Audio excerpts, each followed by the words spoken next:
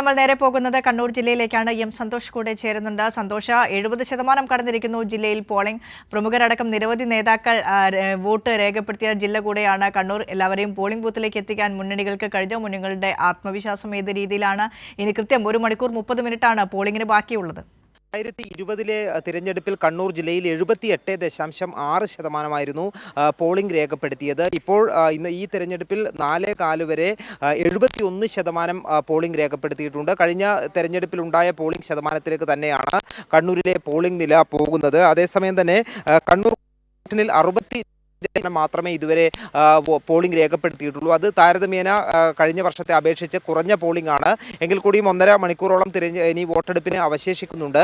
കണ്ണൂർ കോർപ്പറേഷനിൽ അതിശക്തമായിട്ടുള്ള മത്സരം നടന്ന ഒരു കോർപ്പറേഷനാണ് എന്നുള്ള പ്രത്യേകത കൂടിയുണ്ട്. കഴിഞ്ഞ തവണ UDF കേരളത്തിൽ വിജയിക്കാൻ കഴിഞ്ഞ ഏക കോർപ്പറേഷനായിരുന്നു കണ്ണൂർ. ഇത്തവണ LDF തിരിച്ചുപിടിക്കുന്നതിന് വേണ്ടി വലിയ പരിശ്രമം തുടക്കം മുതൽക്ക് തന്നെ നടത്തിയിട്ടുണ്ട്. ഏതായാലും ഈ ഒരു പോളിംഗ് ശതമാനം നിലവിലെ ഈ ഒരു സമയത്ത് അല്പം കുറഞ്ഞു നിൽക്കുന്നത് ഇരു മുന്നണികളും അത് ഏത് രീതിയിലാണ് ഗുണം ചെയ്യുക എന്നുള്ളതിനെ സംബന്ധിച്ച്, അല്ലെങ്കിൽ ഗുണമാണോ ദോഷമാണോ ചെയ്യുക എന്നുള്ളതിനെ സംബന്ധിച്ച വിശകലനങ്ങളൊക്കെ ഏതാണ്ടും ആരംഭിക്കുകയും ചെയ്തിട്ടുണ്ട്. അതേസമയം തന്നെ മറ്റ് നഗരസഭകളിലെല്ലാം തന്നെ ശക്തമായിട്ടുള്ള പോളിംഗ് തന്നെയാണ് പുരോഗമിക്കുന്നത്.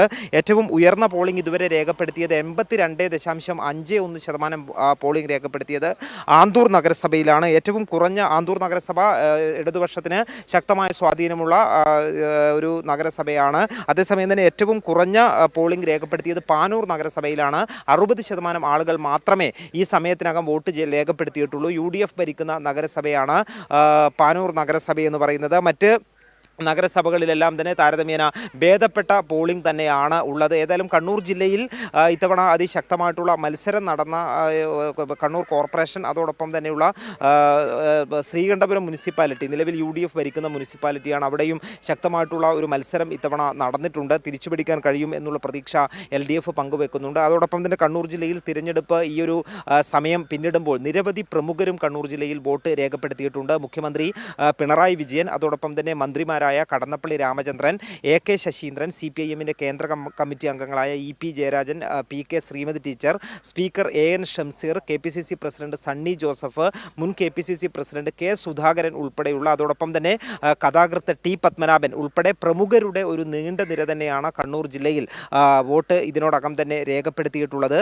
കണ്ണൂർ ജില്ലയിൽ പൊതുവെ കഴിഞ്ഞ തിരഞ്ഞെടുപ്പ് 2020 ഇടതുപക്ഷത്തിന് വളരെ വ്യക്തമായിട്ടുള്ള മേൽക്കൈ നേടാൻ കഴിഞ്ഞ ഒരു ജില്ലയാണ് കണ്ണൂർ ജില്ല എന്ന് പറയുന്നത്. കണ്ണൂർ കോർപ്പറേഷനിൽ മാത്രം കോർപ്പറേഷനിലായിരുന്നു കഴിഞ്ഞ തവണ LDF നഷ്ടപ്പെടുകയും UDF പിടിച്ചെടുക്കുകയും ചെയ്ത കോർപ്പറേഷൻ. അവിടെയാണ് ശക്തമായിട്ടുള്ള മത്സരത്തിന് ഇത്തവണ നടന്നത്. ഏതായാലും ഇനി ഇപ്പോൾ നിലവിലെ ഒരു സാഹചര്യം അനുസരിച്ച് ഒരു പോളിംഗ് ബൂത്തുകളിലും വലിയ ക്യൂ അനുഭവപ്പെടുന്നില്ല.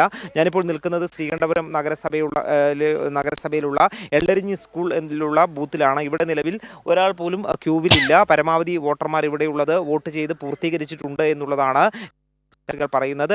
അതേപോലെ തന്നെയാണ് മറ്റ് സ്ഥലങ്ങളിലും ഇപ്പോൾ വലിയ നീണ്ട നിര ഒരു സ്ഥലത്തും ഇപ്പോൾ ദൃശ്യമല്ല. പരമാവധി വോട്ടുകൾ ഇതിനോടകം ചെയ്തിട്ടുണ്ട്. പക്ഷേ വൈകുന്നേരം ഒറ്റപ്പെട്ട വോട്ടുകൾ ഇനിയും വരാനുണ്ട്.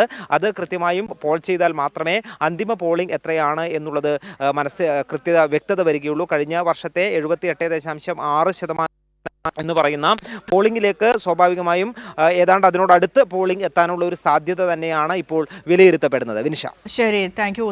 സന്തോഷാണ് കണ്ണൂരിൽ നിന്ന് വിശദാംശങ്ങൾ പങ്കുവയ്ക്കുന്നത്.